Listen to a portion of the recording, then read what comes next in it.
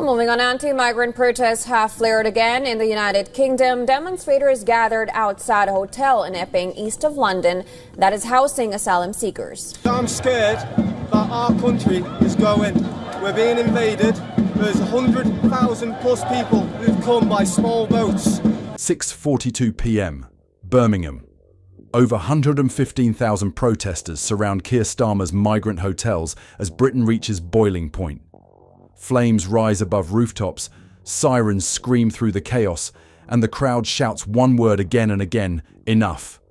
Smoke swallows the skyline, glass shatters under boots, and somewhere a phone camera catches it all. One clip, one scream, one moment that shatters a government. Within minutes it spreads. A video barely 12 seconds long, showing an officer shouting, a woman bleeding, and a voice off camera yelling, "They called it safe!" The footage races through Telegram, X, TikTok, every feed alive with the same caption. Britain has had enough. Comment sections explode. Hashtags climb faster than the police can react. By 7 p.m, chaos moves like the weather. Southampton, Manchester, Leeds, Sheffield, London's suburbs. Every city flickers on screen, a red glow against the skyline.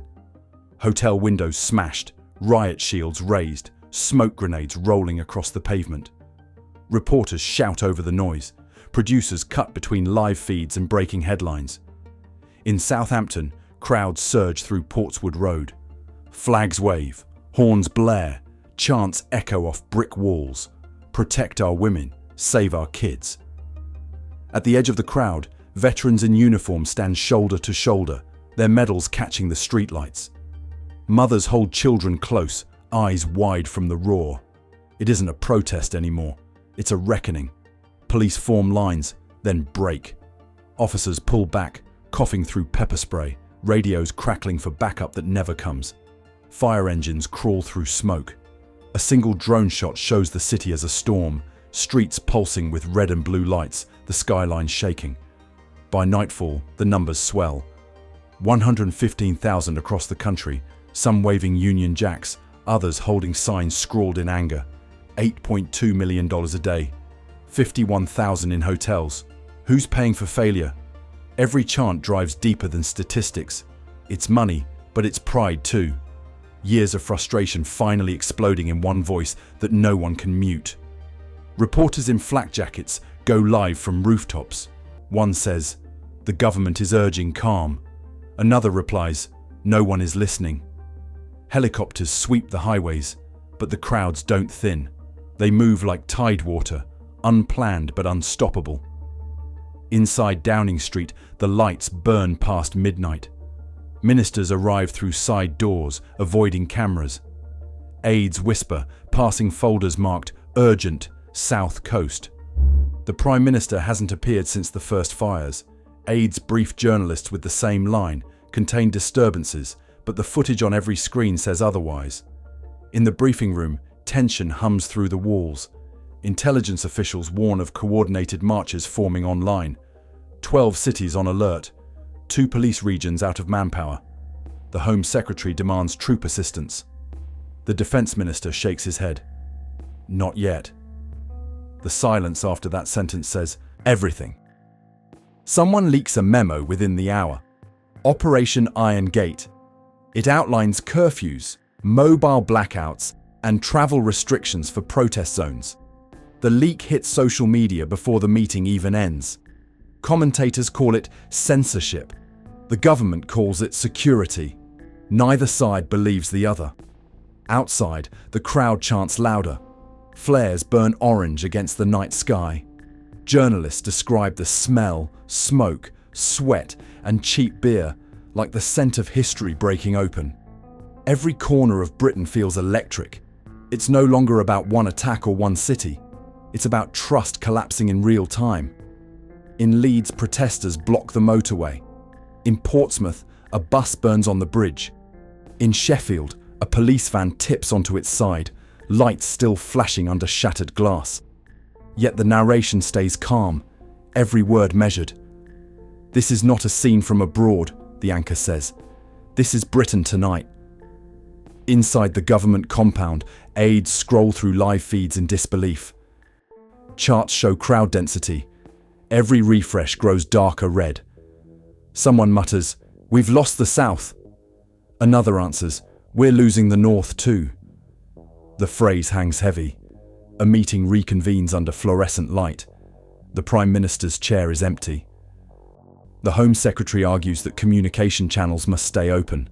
Others warn that cutting the feed will only make it worse. One advisor whispers, "You can't manage what's already escaped." Phones vibrate again. Another leak. Another video. Another city rising. Meanwhile, outside Westminster, thousands gather by the gates.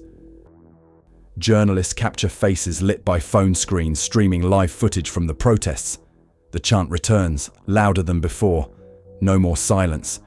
The air over London tastes like metal and fear. Helicopters circle the Thames. Police radios switch to encrypted channels. Inside the cabinet room, an aide reads a line from the latest intelligence brief.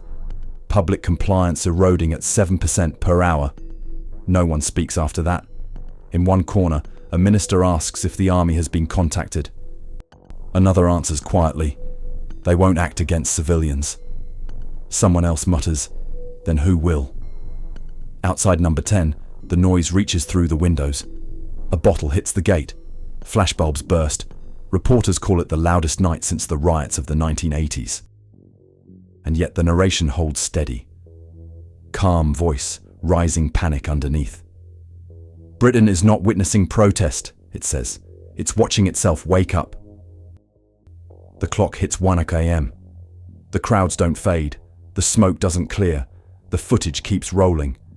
Somewhere behind those blacked-out windows, decisions are being made, but the streets have already answered. The breaking point isn't coming. It already happened. By dawn, the streets had taken command. Riot police stood shoulder to shoulder, but the line cracked within minutes. Shields shattered under a rain of bottles and bricks. The crowd surged forward, chanting, roaring, unstoppable. Smoke poured from alleys, sirens screamed, but the sound of human voices drowned everything else. It wasn't chaos anymore.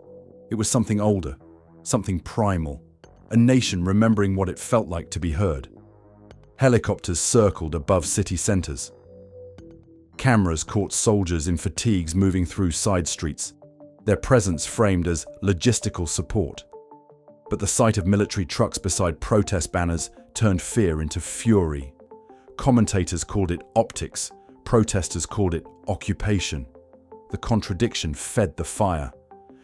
Crowds shouted louder, phones lifted high, the lens now a weapon stronger than any riot shield.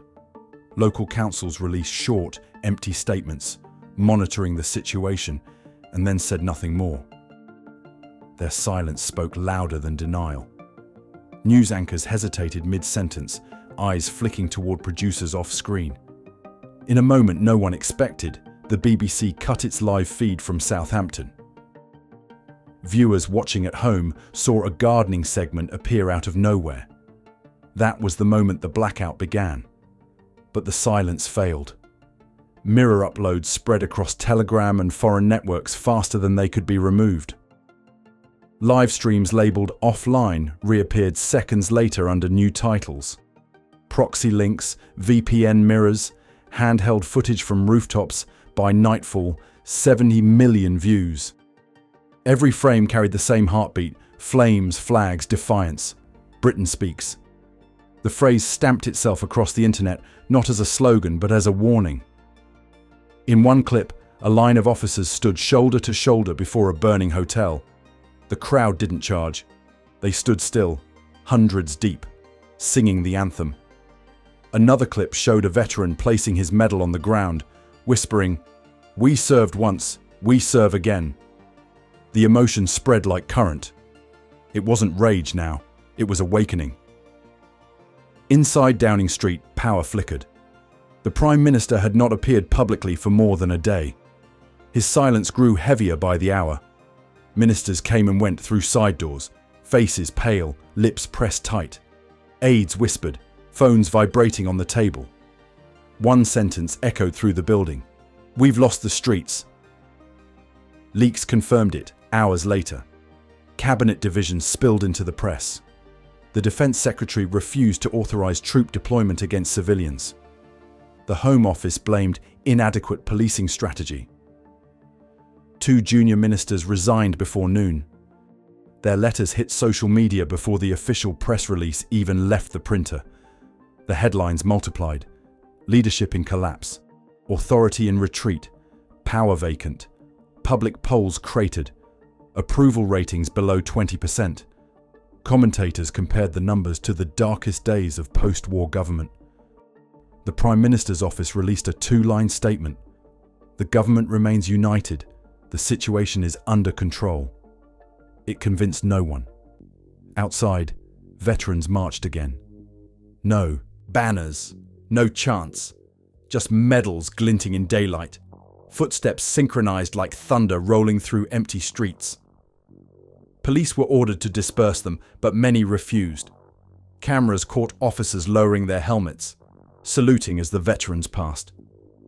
That image traveled farther than any speech. Within hours, the salute was everywhere. On billboards, profile pictures, flags, murals. The moment became legend before the day even ended. By the next morning, Britain woke to quiet streets and broken certainty. Smoke drifted over empty intersections. Shops reopened under shattered windows. No one spoke loudly. The protests had ended, but something deeper remained. In every corner of the country, people stared at their screens replaying the same clips. Riot lines breaking, crowds singing, medals shining under streetlights. The nation had changed overnight, and everyone knew it. The broadcast tone softened. The anchor's voice was calm, heavy with something close to reverence. "A country is watching itself wake up," he said. The footage rolled. London's skyline at dawn, smoke curling into pink clouds. The camera pulled back to reveal a city still standing, scarred but awake. The line was no longer silent. It was waiting. The silence of obedience had turned into the silence before a roar. From Birmingham to Brighton, people felt it. They weren't waiting for politicians anymore. They were waiting for themselves. In the final montage, Britain looked both broken and beautiful. Workers sweeping debris, veterans folding flags, children watching through windows. The narrator spoke over the images. Power isn't lost when leaders fall. It's lost when people forget who they are. And tonight, Britain remembered. Outside number 10, the last crowd dispersed under the dim glow of streetlights. No shouting now, no clashes, just quiet. But under that quiet ran something deeper than noise. A pulse of unity that no broadcast could mute. The outro voice returned, steady, deliberate, alive with purpose. From the streets of Southampton to the halls of Parliament, the message was clear. Britain was never broken, just unheard. And now, it's speaking again. A brief pause. Static hums through the speakers. Then the sign-off. If you stand for truth, stay with us. Subscribe now, because the next roar is already rising.